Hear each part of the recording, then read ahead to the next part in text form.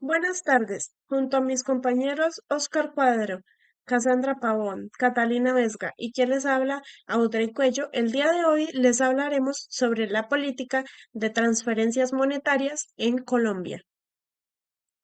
Nuestra presentación contiene la justificación, objetivos, problema social, causas y cifras, aportes más importantes de la política, implementación urbana y rural, conflictos generados, el marco normativo y por último la conclusión. En cuanto a la justificación, este trabajo surge porque aporta al conocimiento ya existente sobre la política de transferencias monetarias nueva información. Además, proporciona información relevante sobre su implementación en el territorio colombiano. eh, Permite evaluar su impacto en la reducción de la pobreza multidimensional y vulnerabilidad social. Además, identifica logros y limitaciones de la política pública. Finalmente, ofrece un marco de referencia para futuras investigaciones y contribuye a la reflexión sobre diseño de políticas públicas y sociales en Colombia. Ahora bien, en ese trabajo se busca comprender la política pública de transferencias monetarias en Colombia, analizando tres aspectos claves: la capacidad para incidir en la pobreza entendida como un fenómeno multidimensional, sus aportes en la reducción de la vulnerabilidad social y su alcance real en la generación de cambios estructurales. Es decir, no solo saber si la política funciona, sino hasta qué punto logra transformar las condiciones que producen la pobreza. Y para lograr esto se plantean tres objetivos específicos. Primero, reconocer los efectos y las limitaciones de la política en la generación de cambios estructurales. Esto es importante ya que, aunque las transferencias tienen impactos positivos, se quiere analizar si realmente transforman las condiciones de fondo o si solamente alivian la pobreza de manera temporal. Segundo, describir los principales aportes de la política, sobre todo en la reducción de la pobreza y en su papel como mecanismo de protección social ante crisis económicas. Y finalmente tenemos interpretar los cambios y beneficios que ha generado la política, principalmente en la equidad territorial, la inclusión social y el enfoque de derechos, lo cual permite ir más allá de los resultados y entender a quién beneficia realmente la política y bajo qué condiciones se beneficia. El problema que aborda la política de transferencia monetarias en Colombia es la pobreza. Este es un concepto que no se limita únicamente a la falta de ingresos, aunque organismos como el Banco Mundial la definen en términos de ingresos mínimos para cubrir necesidades básicas. Diversos autores coinciden en que se trata de un fenómeno multidimensional, es decir, la pobreza abarca múltiples factores, como el acceso a bienes y servicios, el patrimonio, el tiempo disponible y las capacidades de la persona, lo que evidencia su carácter heterogéneo y multifacético. En cuanto a las causas, la pobreza en Colombia es resultado de múltiples factores. Entre ellos está el conflicto armado, que genera exclusión y destruye infraestructura. Entre otras causas se encuentra la desigualdad territorial. Esta limita oportunidades según el lugar de nacimiento, es decir, una persona de una zona urbana tiene diferentes oportunidades a una persona de una zona rural, las cuales las tienen más limitadas. También está la baja escolaridad y el acceso desigual a la educación. Esto puede generar que la persona tenga menores oportunidades de movilidad social.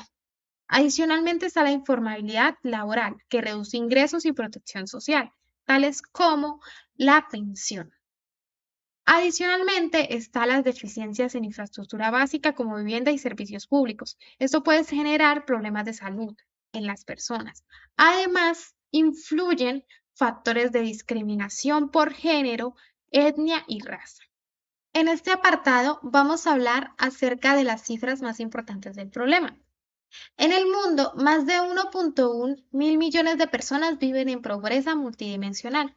Cerca de 700 millones subsisten con menos de $2.15 al día.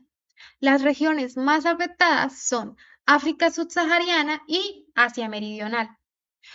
En Colombia, la pobreza multidimensional fue del 11.5% en 2024, disminuyendo con respecto a 2023. En las zonas rurales alcanza 24.3% frente a 7.8% en zonas urbanas. En Pichada, el 70,2% de la población vive en pobreza multidimensional. Y entre los grupos poblacionales más afectados se encuentran las poblaciones indígenas, racializadas y las mujeres. En cuanto a los aportes más importantes de la política, encontramos que las transferencias monetarias en Colombia han sido un instrumento clave para enfrentar la pobreza, con impactos concretos pero limitados en su capacidad transformadora.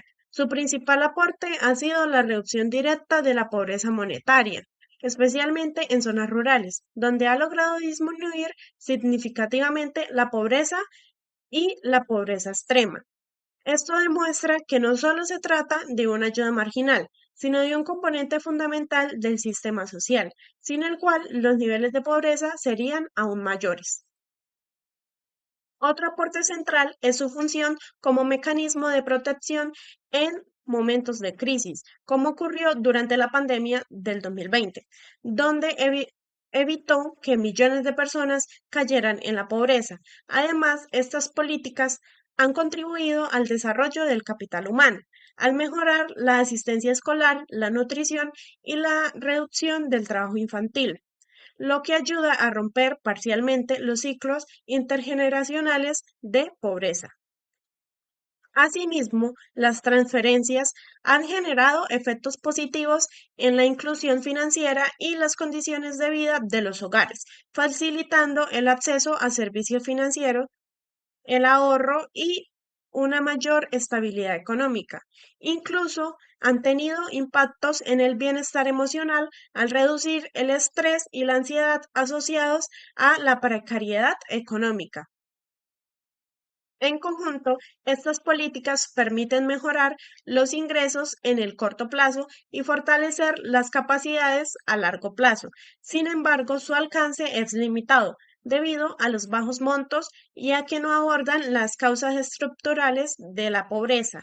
Por ello, aunque son herramientas importantes, representan solo una parte de la solución a un problema mucho más complejo. Continuando, la implementación urbana y rural de las transferencias monetarias en Colombia muestra una tensión entre su enfoque normativo y su aplicación real. Aunque los programas están diseñados para priorizar a la población más pobre que se encuentra en las zonas rurales, en la práctica su ejecución es más efectiva en áreas urbanas debido a las mejores condiciones institucionales, financieras y de infraestructura. Programas como Renta Ciudadana y Jóvenes en Paz han intentado orientar la política hacia lo rural, logrando una mayor cobertura de estos territorios. Sin embargo, enfrentan dificultades operativas como la baja presencia bancaria, problemas de conectividad y limitaciones en la entrega de recursos. Otros programas como compensación de IVA y Renta Joven mantienen una implementación más urbana debido a la dependencia del sistema financiero y educativo, concentrados en las ciudades. En el caso de Colombia Mayor, aunque la mayoría de beneficiarios están en zonas urbanas, la necesidad es mayor en el campo, lo que evidencia una brecha importante en la focalización. Estas diferencias se pueden explicar por factores estructurales como la baja bancarización rural, las limitaciones del CISBEN en zonas dispersas y las dificultades de acceso a servicios básicos, lo que incluso puede impedir que los beneficiarios cumplan con los requisitos exigidos, dejándolos por fuera de los programas. En síntesis, aunque existe una mayor intención de priorizar lo rural en el gobierno actual, la política sigue funcionando con mayor eficiencia en lo urbano, manteniendo desigualdades en su alcance e impacto. Pasando a los conflictos generados, la política de transferencias monetarias en Colombia ha mostrado resultados positivos en ámbitos como la salud, la educación e incluso el empleo. Sin embargo, enfrenta varias tensiones importantes. En primer lugar, existe una presión por su costo fiscal, dado que representa una parte significativa del gasto público, lo que genera debates sobre la sostenibilidad y priorización de los recursos. especialmente en contextos de crisis económica. En segundo lugar, se evidencian limitaciones en su impacto estructural, ya que, aunque reducen la pobreza, sus efectos suelen ser transitorios y no logran transformar de manera sostenida las condiciones que la generan, lo que aumenta críticas sobre su carácter asistencialista.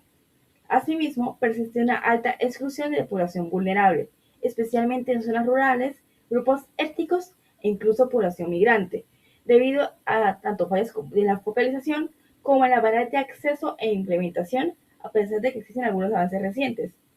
Finalmente, continúan las discusiones sobre equidad y cobertura, relacionadas con dificultades para identificar adecuadamente a la población en pobreza, así como con la necesidad de mejorar la articulación institucional, la calidad de la información y las estrategias de acceso para lograr una mayor inclusión. Por otra parte, se encuentra toda la normativa que afecta o se relaciona con los programas de transferencias monetarias en Colombia. En primer lugar, se encuentra la Constitución Política de la República de Colombia de 1991, en el cual en el artículo 2 se dice que el Estado debe promover la prosperidad general, garantizar los derechos y proteger a la población, especialmente a quienes se encuentran en condición de vulnerabilidad. Además, el artículo 13 establece que el Estado debe generar condiciones para una igualdad real y efectiva, lo que fundamenta esas transferencias como medidas dirigidas a reducir desigualdades estructurales y a mejorar las condiciones de vida de la población en pobreza o exclusión. En segundo lugar, tenemos el Decreto 1960 del 2023, el cual reorganiza y transforma los programas existentes dentro de un sistema más articulado. En particular, el artículo 2 establece que Familias en Acción, que posteriormente pasa a ser Renta Ciudadana, deja de ser solamente un programa de transferencias y se convierte en una estrategia de acompañamiento orientada a la movilidad social y al acceso de la oferta institucional, lo que amplía el enfoque de la política más allá de un subsidio económico.